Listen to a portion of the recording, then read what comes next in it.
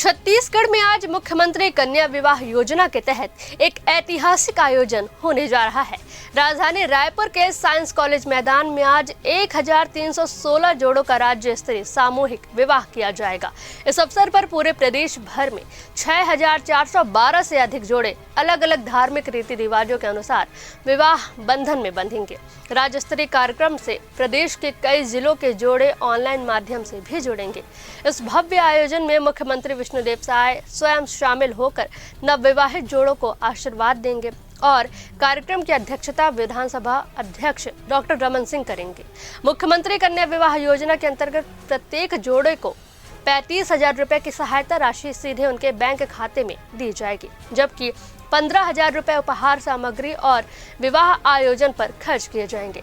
इसी अवसर पर मुख्यमंत्री विष्णुदेव साय कुपोषण मुक्त छत्तीसगढ़ अभियान का भी शुभारंभ करेंगे। अभियान के पहले चरण में 6 माह में 52 माह तक के करीब 40,000 कुपोषित बच्चों को शामिल किया जाएगा। इस अभियान की शुरुआत बस्तर संभाग से होगी, जिसमें बीजापुर, दंतेवाड़ा, नारायणपुर और सुकमा जिले शामिल